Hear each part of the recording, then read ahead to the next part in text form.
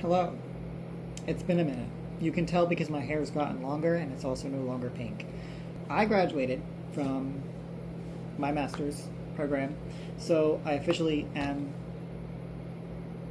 done with school, which is really weird because I've been a student for pretty much 20 years, and now I'm just not a student anymore. This video might sound a bit different.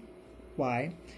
My microphone is currently still at my college in my instrument locker because I graduated, and then the week after I graduated, I still had to do a recording project for an old friend of mine who is over in the East Coast, I think. I don't know. Last I heard, he was in New York. I don't know where he is now. Probably not in New York anymore. But I was recording for some stuff he's written. So I brought my mic and my cello and everything to the school to use the practice room because it was the best sound environment I could get. And then I left it there. It's safe. It's like no one's going to steal it, but I didn't have it here. Also, I did straighten my hair. I'm so sorry. I don't know why it's going like this now. I walked around outside a little bit today, but otherwise I haven't really done I haven't been sweating to make the moisture. Whatever. Doesn't matter. We're back. I'm a little bit more emo than I was last time, at least in appearance. I have this section of hair that I clearly missed with the black dye. It didn't used to be this bright. This one patch of blonde. But I dyed my hair black 2 months ago. And whatever color was here has gotten washed out progressively so that now it's very bright blonde. And a friend of mine said I can't dye over it because it's now my cutie mark. And I guess I have a cricket living in my room. Oh my god. I don't know if you can hear it because I don't have a good mic. But we're back with my very specific one life lived experience opinions on what people are posting online without the full context of any situation. So I hope you enjoy my opinions. And if you don't enjoy my opinions, please leave the worst hate comment. I'm kidding. Don't do that. I mean, if you really want to, you can, but... Okay, we're back with r/FTM, which is, while also standing for first time moms, which I keep finding out by accident, also stands for female to male, trans men, trans masculine people, right?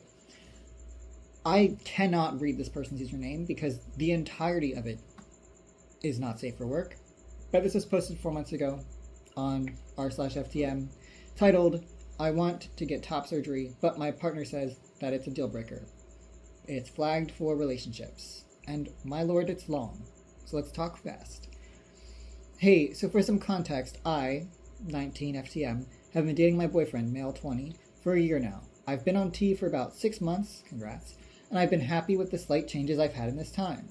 My boyfriend doesn't care that I'm trans, and I know he loves me for who I am. Luckily, I've always been small-chested, so I can comfortably wear a binder or a tank top under a shirt and be fine. Now, to the whole top surgery thing. I've always been insecure about my chest, even before I realized I was trans. Kinda crazy, but I was cursed with a third nipple, so I've always wanted some sort of surgery done in that area.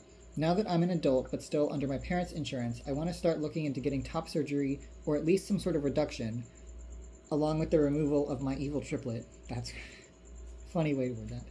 I brought this up to my boyfriend recently, and he said that he doesn't want me to do that until after we've had kids, since breastfeeding is important for development.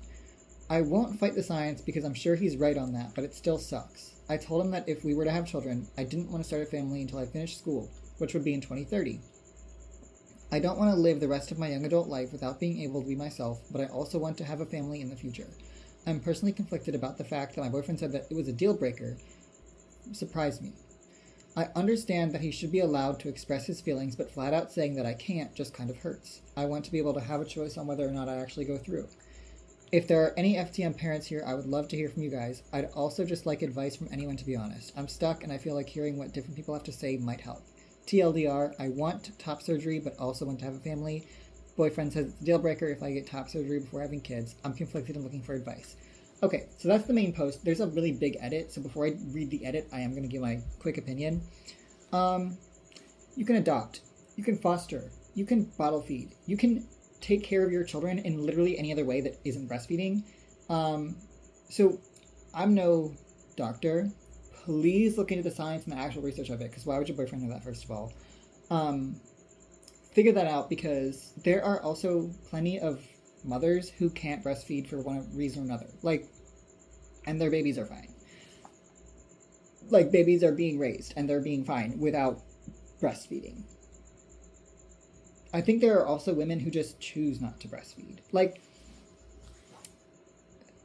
also, it is really not your boyfriend's business. Like, it is really not. He can't be like, you can't get top surgery or reduction surgery or whatever it is that you want to get. Like, he actually has no say. And if it's a deal breaker for him, then dump his ass. And maybe that's strict, but like, I run this program now. And I'm like, if it's a deal breaker, if a choice about your body is a deal breaker for your partner, leave them. Leave them. They don't have any control over your body. They don't have any say over your body, especially when it comes to like surgery and health things and dysphoria, which is a health thing, and top surgery. And like, you don't even know if you would be able to produce breast milk because you've never had a kid before. So wouldn't it even suck more if you waited until 2030 when you're done school to then maybe have a kid and then maybe be able to produce breast milk, and then you can't? And you could have gotten surgery, 5 years ago? I'm just especially weirded out by cis men who are like, my trans man partner cannot get top surgery. I'm not saying it's always like a sexual thing, but I'm saying 9 times out of 10 it is. And like, there's no real medical reason to wait to have kids first, as far as I know, because you can raise a child and not breastfeed them.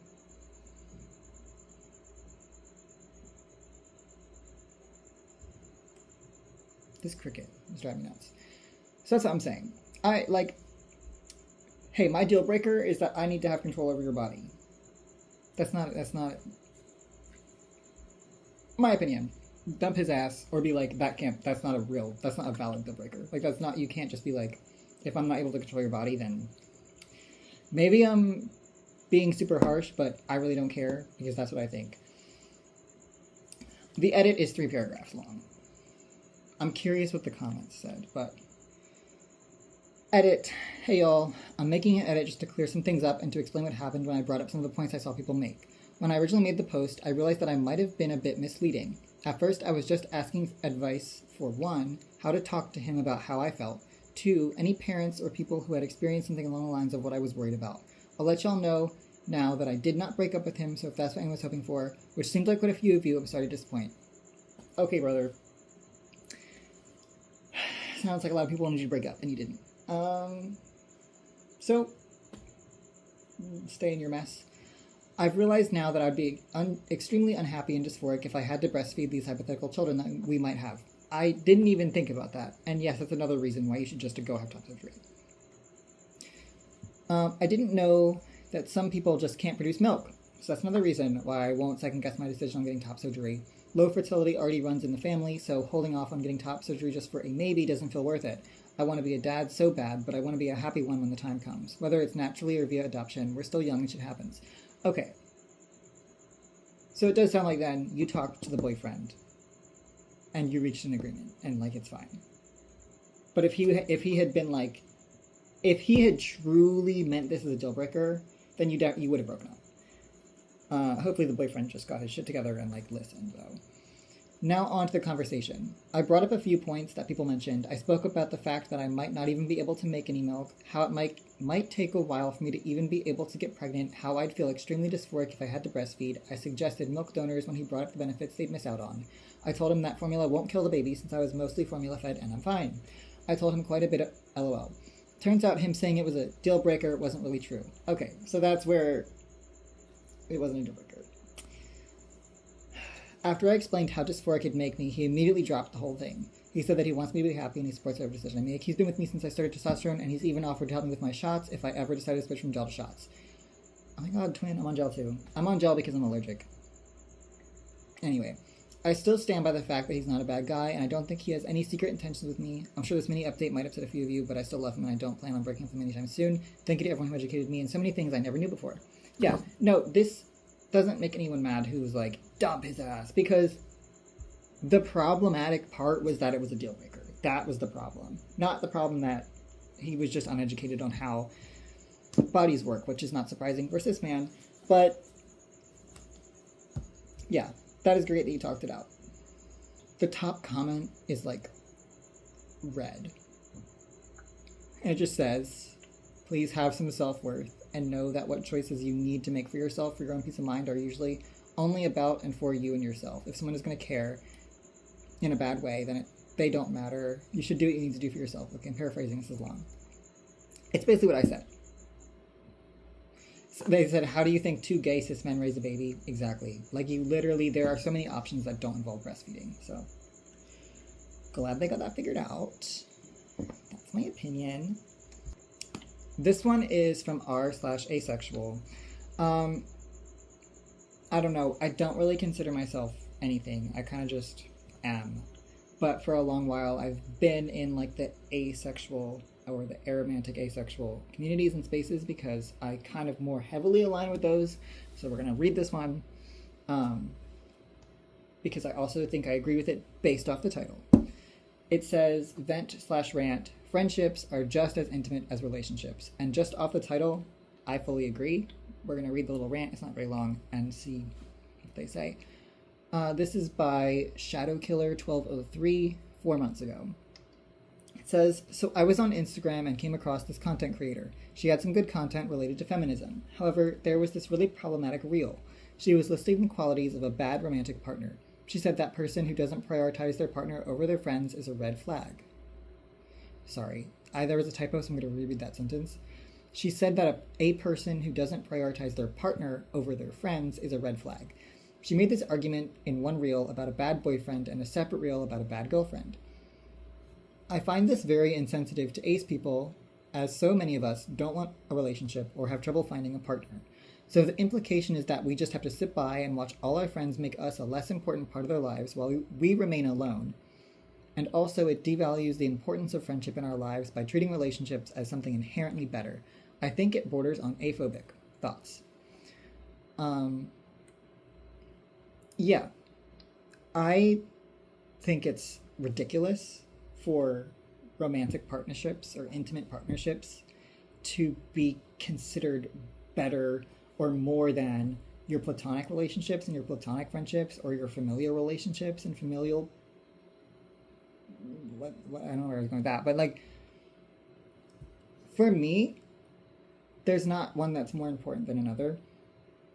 Obviously, there are different levels to friends. Like, you have like your best friend who you know everything about, and then you have people you are acquainted with, people you spend a lot of time with, but maybe you aren't like best friends. So like within that sort of hierarchy, there's going to be a little bit of different importance placed on different people, but it shouldn't be like, oh, well, now I'm dating John Smith, so like my life has to revolve around John Smith. I have all these friends, but now that John's in my life, none of them are as important as John. I think that is insane. Like, I don't think that's healthy either. Friendships, there should not just be one person, maybe this is a hot take, there should not just be one person that you are so close with in all ways. That just creates such a monolith of feedback for your life if the only person who knows so many of these important things about you is your partner, because then you're kind of stuck. You're kind of attached, and then God forbid something happens with this person, your support system is gone. You have no support system because you weren't treating your friendships the same way you were treating your relationship in terms of importance. Like, yeah, you might spend usually more time with your partner, your romantic partner, or platonic partner if you're in a queer platonic relationship, with that person than you spend with your friends on average. But you should be making time for everybody, and you should be close with your best friends just as you are close with your partner. maybe not in the same way, right? Depending on what lines you draw in friendship versus a romantic relationship or a platonic relationship. But you shouldn't always prioritize your partner. You shouldn't have to always prioritize your partner, because then you're destroying the support system you have. And there's that whole saying where it's like it takes a village. By deciding that your partner is the most important person in your entire life, you're making that one person your village instead of having a village. And one person can't help you with everything. I think it's a thing that's becoming a lot more popular in society recently, where it's kind of like, well, my life revolves around my partner now. And then people are out here complaining like, I have no support.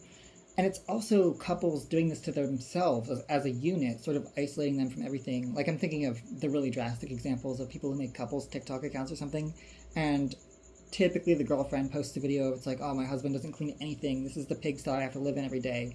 And then everyone in the comments is like, girl, are you okay? Like, you should really, like, either leave him or have this conversation or, like, go to couples counseling. And then they both get on a video, like, defending the horrible guy. And that's an extreme example. But it's creating these little, like, two-person, like, villages where it's like, it's us two against the world. And it's like, girl, it's 2026. It does not have to be this way. You can have support and have friendships that are as important to you as your relationship. And also, this is so benign. What do you talk about? What do you talk about? I'm not the most social person in existence. So it's like, you spend all your time and you prioritize all your time for one person. So you're together most of the time. Just say that you are together most of the time, right? As an example. What do you talk about? At a certain point,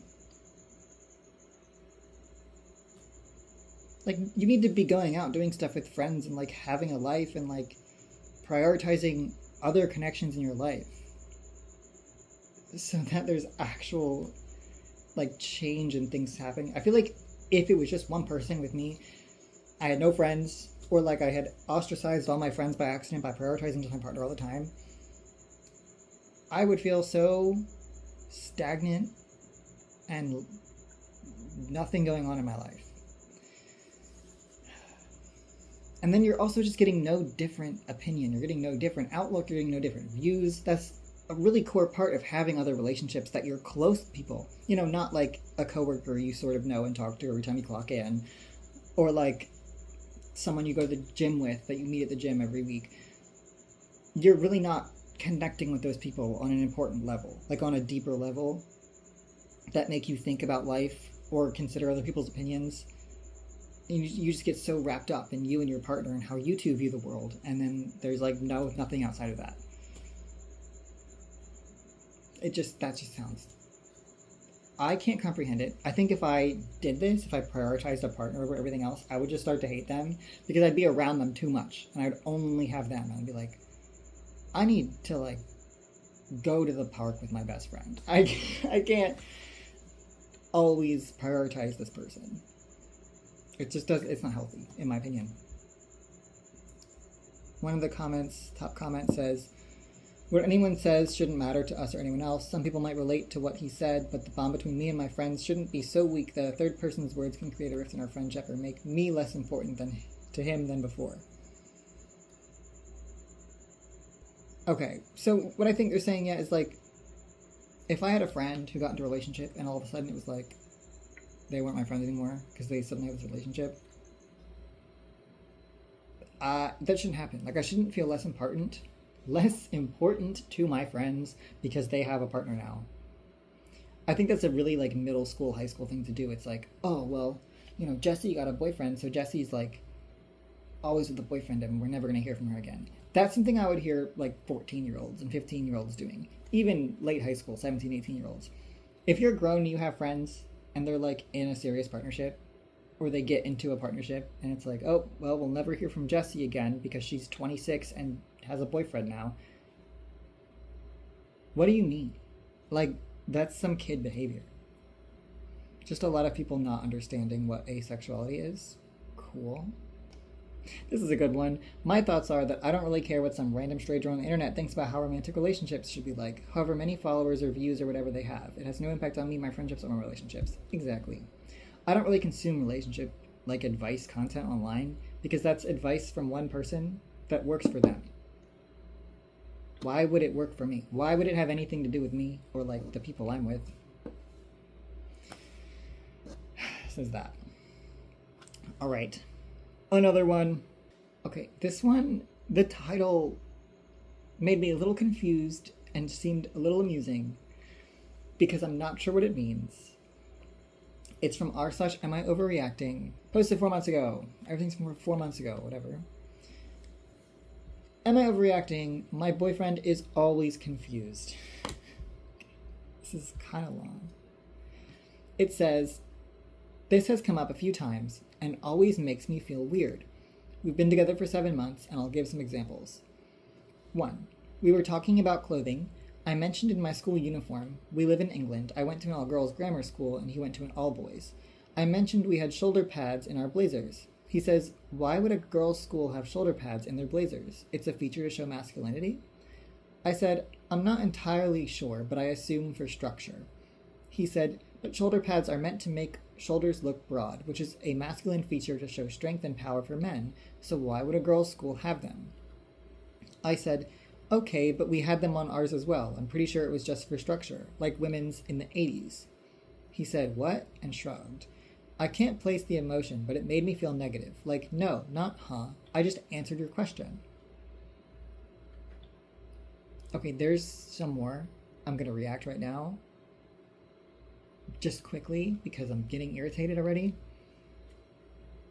I hate when a man, or anyone really, but when a cis man, because mansplaining is a thing, they keep asking, like, what do you mean? Huh? What do you mean? I told you 1, 2, 3 times. I told you, you don't want to listen to me because I'm a woman. Or I was a woman. Or I'm not a cis man. So it's not about him being confused all the time. It's him refusing to accept that what you're saying is true or accurate or factual. Which is misogyny. I don't know why I'm holding this chapstick. But, like, so it makes you feel negative. Like, I'm pissed off right now. It makes you feel negative because he's treating you like you misremember, or like you're an idiot, or like you couldn't possibly have the correct answer. Because literally, as soon as he said it's for masculine, whatever, show masculinity, I was like, every pantsuit I can picture in my head right now for women that's, like, older in style has shoulder pads in it. I have blazers that are women's blazers with shoulder pads. It's just for the look. Like, it's, where's he been? Under a rock? Like, okay. Let's move on to the next one and see if he still is just thinking that she's stupid. Number 2. Another scenario. He had remembered something incorrectly, which happens a lot. I told him he was wrong. The situation was about me inviting him to an event. He first said I didn't mention it. Then he said I did, but he thought I was going with friends. So he's making stuff up. I was very sure I had invited him, but he was adamant. He even said, it's kind of you to think of oh my god. I'm so angry I can't even read. He even said, it's kind of you to think of me, sweetheart, but I thought you were going with your friends. You didn't invite me. I then found the text where I had invited him. I did it through speech prior to text as well. He said he missed it, etc., etc. That he was thinking of a different conversation. I was then upset with him for not believing me until I found evidence rather than just taking my word for it. He said I didn't sound sure of myself, but more importantly, he said, so you want me to believe what you say as fact, even though my own memory is telling me something else is true. And I couldn't say anything to that. Ma'am, respectfully, he thinks you're stupid. He thinks you're an idiot who is never more correct than he is. Please leave him. Please leave him. I'm calling it misogyny. I'm calling this misogyny because it's these men who are like, my girl couldn't possibly know better than me, or any woman couldn't possibly know better than me. This is like this is one of my pet peeves, is when people like just don't believe what I'm saying. And I understand being skeptical of other people, right? But stuff like this where it's just like, dude, give it up. Like, it's also fine to not remember something. Like, oh my god, I'm so sorry, I forgot that you invited me. Like, I don't remember that. But I'm sure you did. Why don't you believe your partner? Okay. I'm curious how old these people are too. They were talking about school uniform, but it doesn't say if they're currently in school or if they were in school. I don't know. Example 3 that she gives us. Already irritated. 3. I'll say something about how I think or feel or an experience I've had, and he'll say he knows someone else or other people who think differently and be confused about it. And it's just like, okay, well, now what? For example, experiences I've had as a woman. He'll say, I know women who disagree. I don't think this is technically devil's advocate, but never fucking date a devil's advocate person. They exist just to annoy you, just to irritate you. They want you to be angry. They want you to feel stupid. They just want to argue. And that's what it sounds like. This is so dumb, too. You could say something as ridiculous, unimportant. I really like chocolate chip cookies. Well, I know people who don't like chocolate chip cookies. Why do you like them? I don't get it. What? Shut up. Shut up. I like chocolate chip cookies because I like them. There's no ulterior reason. I just like them. I don't need to not like them because you know people who don't like them. What the... Please leave this man. Oh my god, he does not respect you at all. Or, I'm assuming any woman. If this is how he's treating the girl he's dating. Next. Similarly, we were walking behind a girl wearing leggings. And he said, I wonder why women wear things like that to the gym, but then get annoyed that men look at them. Huh? With the confused huh in the same tone. But it's not like he's asking me. It feels like he's thinking out loud to himself and is stumped and confused and chooses to move on. Like he's thinking aloud about something that mystifies him, and I just happen to be there. This is an issue that I can't properly put into words, and I feel like I'm overreacting, but it is upsetting, and I feel upset, and I told him this. This post is locked. New comments cannot be posted. So, yeah, he's a misogynist. Dump him. What the hell? Why do girls wear leggings to the gym and then get annoyed when men look at them? They wear leggings to the gym because it's comfortable. Because it's comfortable, because it's stretchy, because it's workout clothing. That's why they're wearing leggings to the gym. So in case you didn't know, the gym is like a place where people go to work out. And leggings are marketed as workout attire. So a woman might wear leggings, workout attire, to the gym, a workout location. Oh my god. Okay.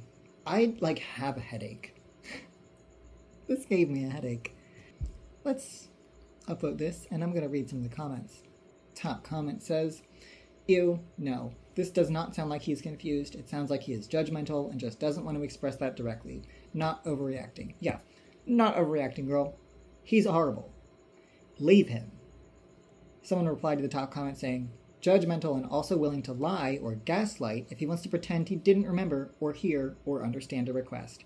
OP, if you want to live like this, are you for real? You know you don't have to. This is forever behavior and totally insincere.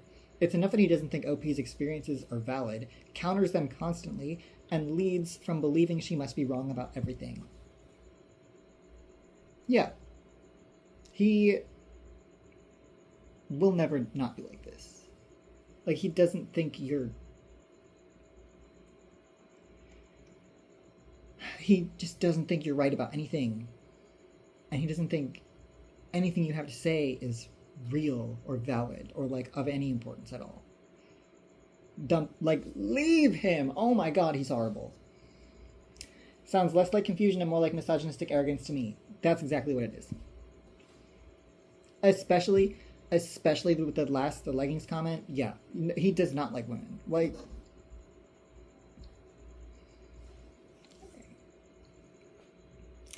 I want to find a less angering one to end this on.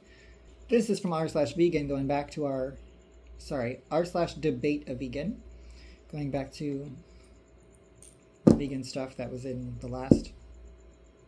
I don't know if it was in both, but vegan stuff. I've been vegan for 10 years. Hell yeah. It says, vegans who accidentally get animal products in their food with no intention, so like accidentally, why do few people choose to continue to eat their food? Why is it morally correct to simply waste it and throw it away? It says, if the moral goal of veganism is to reduce harm and avoid unnecessary animal suffering, then refusing to eat animal products that were accidentally served and will otherwise be wasted fails to advance that goal. The animal has already been harmed and killed. Discarding the food does not undo the harm. Instead, it guarantees the animal's death was entirely purposeless, while also contributing to food waste and additional environmental harm.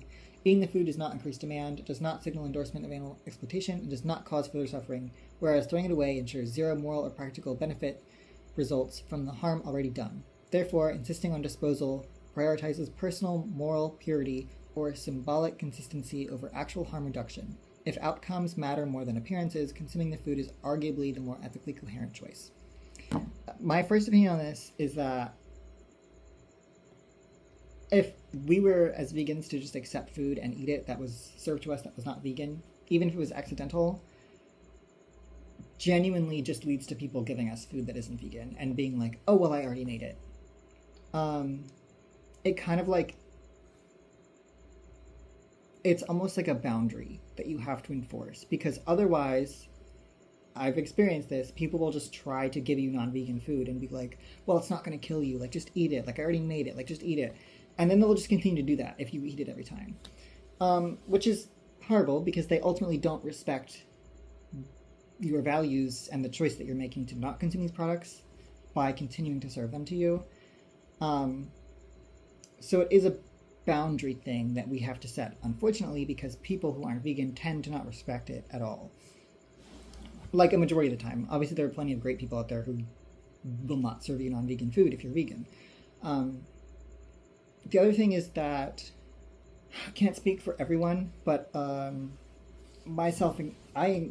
believe, and I know other vegans who believe, that humans are not meant to eat animal products. Like constitutionally, like for our body, we're not meant to eat them. So when you're vegan for a long time, even just a few years, your body is no longer able to process that food. Like if you eat meat, you will throw up and be sick. If you have dairy, you will throw up and be sick. So it's like, if someone's been vegan for a little bit, maybe like 2 years, actually just deciding to eat it anyway, you're going to be throwing up in the bathroom. Your stomach's going to be upset, like rejecting the food. So sometimes it isn't even just a thing of like boundary, it's a thing of, I genuinely can't eat this anymore because it will make me sick. Which, like, that just is. I guess to compare for non-vegan people, if somebody, I just watched Obsession the other day with my friend, so this is what immediately came to mind. If someone served you, like, cat, they killed, skinned and cooked a cat for you, and they served it to you and told you, here's a cat with your meal to eat, would you not feel so nauseous and sick and awful that you just couldn't eat it? Or would you just be like, oh, well, since you already killed the cat and cooked it and seasoned it and served it to me, I might as well just eat the cat? No, because that probably grosses you out, like, a lot. And this is how vegan people feel, I feel, and vegans I know, I can't speak for every single one, feel about animal products that are widely used and consumed in Western culture, because that's where I am raised, Western culture, so I can't speak for other cultures. But, the reaction you would have to being told or being served like a cat or dog, is the reaction that we have to being served like a cow or a pig. Wouldn't eat it. It's fucking disgusting. Wouldn't eat it. Barring the fact that it would also literally make me throw up and be sick. And I feel like a lot of non-vegans just can't get through their head that to us it's the same as just being served, I don't know, human meat and being told, oh, well, I already made it. Can you just eat it anyway? No. Because you wouldn't think it's morally correct to eat human meat if you had already been served it and it's been seasoned, or cat or dog. Oh, well, it's morally correct and it may be less wasteful if I just ate this person. You wouldn't eat it. Because what? You're not a cannibal. I wouldn't eat it. Why? I'm not a carnist. Like, genuinely, I view it the same. Person, cow, dog, pig, cat, whatever else, I don't know, chicken. It's the same to me. It's all the same. So that is why a lot of vegans, I'm like feeling sick thinking about it. That's why a lot of vegans wouldn't eat it, or wouldn't be able to eat it because it would make them sick, physically ill. Ugh. Yeah. Let's see. Oh, that's a long comment. It's like super upvoted. I don't want to read it. It's so long. Yeah, a lot of them are just saying similar things. Like this person says, to add to the replies you've gotten already, we do not believe that eating the bodies of the deceased applies meaning to their death. If I come across the scene of an accident on the road and decide to take a corpse back home to eat, I have not given the life or death of that person any additional meaning or purpose. Purpose does not arise from human consumption. Yeah, humans are super, super, super egotistical as a species. So like thinking that you are giving this meaning and purpose to an animal having been tortured and killed and then served to you via consuming the animal is just like nonsensical. Like it you are giving no purpose to that animal's death, because in the first place it wasn't our right to exploit them. Animals were not put on this earth for human use. And you can't just like get around that idea by being like, oh, well, they didn't suffer for nothing. Like, I'm gonna eat this burger. Girl. No. Like, you wouldn't think that about a human body, or likely a cat or dog. So we don't think that way about any other animal. Yeah, I don't know how else to say it, so I'm just gonna stop, because that's what I have to say, and I'll just keep repeating myself. Well, that is all I have for today. No idea when I'll post again. I don't have a schedule, but I've now graduated from university, and I am on the job hunt. Oh, I wonder if y'all know, sure most of y'all know that in the Big 26, job hunting is not the easiest thing in the world. But I think it'd be interesting if I started doing some music stuff on this channel. Only thing I'm worried about now, with everything blowing up with AI, is that if I start posting myself playing instruments, because I am a professional musician, is that they will just get ripped by AI. I saw a story of a singer-songwriter who posted original music on YouTube for a long time, and some AI company, I don't remember which one, ripped all her music, used it as AI content feed, recreated her music with AI using the model they trained off of her, and then they copyright claimed all her videos. So she was not making any money off her original music because the AI company that ripped it had copyright claimed her. And I'm like, well, I don't really want to post any of my music on YouTube.com now, because an AI company might just rip my cello playing or my other instrument playing and copyright claim me for my original music. Not sure what to do about that. But as far as I know, Bandcamp is like super anti-AI as of right now. So I might start, if I do record stuff, I'll have to just put it on Bandcamp or some other website, because Yeah, it doesn't sound like YouTube is really taking any precautions. I know they have an insights thing now where it's suggesting to creators, like, here are some AI video ideas. And I'm like, leave me alone. Leave me alone. I've watched 2 videos about that, and I'm like, ew, I hate AI. I don't think there's any ethical use of AI at all. It's disgusting. It's horrible. People literally don't have water because someone wants to generate an AI image of them and their dog in the 1800s or something, wearing top hats. I don't know. To write their essay for them, like, stop. AI is horrible, and I think if you use it, you are horrible. Lots of love. Thank you for listening to my personal opinions. Have a good one.